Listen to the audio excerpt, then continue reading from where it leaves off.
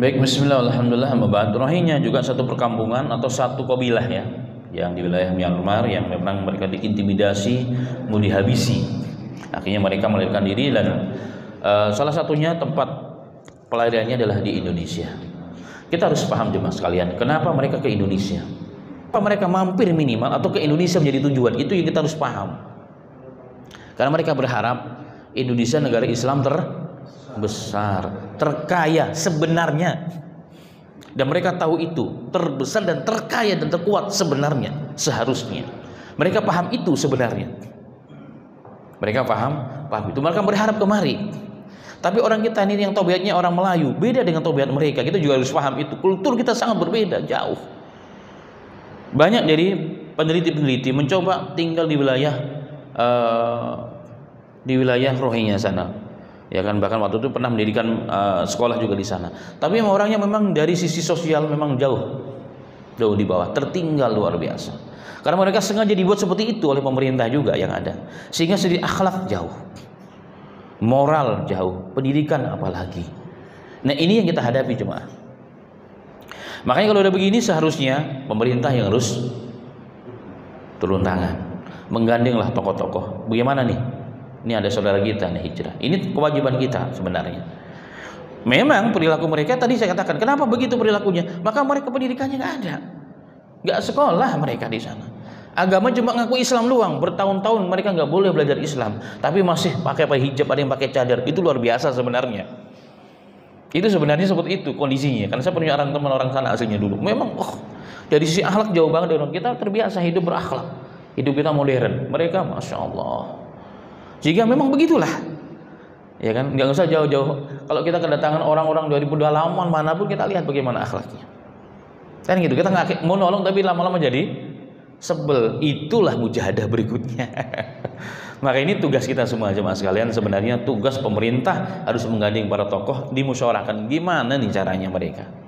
Nggak boleh juga diusir, tidak boleh juga dibiarkan. Mereka sudah mengarungi lautan berhari-hari, mungkin berbulan-bulan, banyak yang meninggal di tengah jalan. Masa sampai di sini kita tendang, kita usir gara-gara kesalahan? Memang kesalahan itu memang ya dibilang fatal, ya fatal. Udah dibangunkan tempat itu pindah dia. Kita paham memang kondisinya begitu jemaah sekalian. Nggak usah jauh-jauh lah.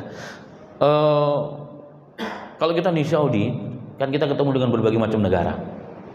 Akhlak mereka berbeda dengan kita. Yang menurut kita itu tidak baik, bagi mereka biasa saja. Di sana ternyata ada anak-anak, saya tahu ini orang Afghanistan. Dari bahasanya saja bicara, oh dia orang Afghanistan. Bahasa Arabnya udah kayak orang Arab, mukanya kayak orang Arab asli, pakai pakaian Arab. Dia jualan tasbih dengan minyak wangi. Kemudian mereka waktu sebelum kita turun semua, dia sudah masuk duluan, mengiklankan pakai bahasa Arab, ABCD campur bahasa Indonesia. Dan untuk berpindah dari tempat satu tempat yang lain, dia pegang kepala orang. Wah, ada salah seorang pejabat, biasa saya sebutkan namanya, marah, kurang ajar pakai bahasa Indonesia. Dia berdiri langsung marah-marah, kamu anak kecil, abisin, nggak tahu siapa saya. Wah, ya gitulah. Pokoknya masya Allah, saya sampai akhirnya bentar pak, bentar. Terus saya nggak terjemah. Saya terjemah. Setelah dia keluar, saya bilang, Pak, di sini itu ya orang-orang Timur Tengah, apalagi orang-orang Afghanistan dan Pakistan, saya hidup bertahun-tahun, belasan tahun dengan mereka. Pegang kepala itu sebagai bentuk penghormatan bagi mereka. Tapi jangan sekali-kali pegang maaf belakang mereka ini. Oh, kita bisa dibunuh. Walaupun kita marah nggak boleh pukul pantatnya. Oh, itu marahnya luar biasa bagaimana. Tapi kalau mereka pegang kepala dan jenggot, itu mereka sebagai bentuk penghormatan. Itu bagi mereka. Jadi nggak nyambung ini. Yang satu dikiranya merendahkan, yang dia menganggap ini sebagai bentuk. Karena dia tahu ini orang-orang tua, jadinya dipegang kepalanya. Bahasa kitanya permisi, tapi dipegang kepalanya. Menurut kita memang ini aneh bin ajaib. Ini baru kasus ini di Mekah ini. Nah, kita melihat bagaimana orang-orang kembali pada pertanyaan, ini masalahnya. Nah, kita melihat sudut pandang kita sebagai orang Indonesia, dia sebagai tamu harusnya ABCD, tapi mereka juga harusnya memang menyesuaikan diri. Tapi memang ya itulah, karena hubungan komunikasi yang kurang bagus ya, maka ini PR kita bersama. Kalau sampai mereka tidak selamat, mereka kenapa, kita juga kena dosanya di akhirat. Begitu, Allah a'lam bishawab ya. Semoga dapat mencerahkan. Nah.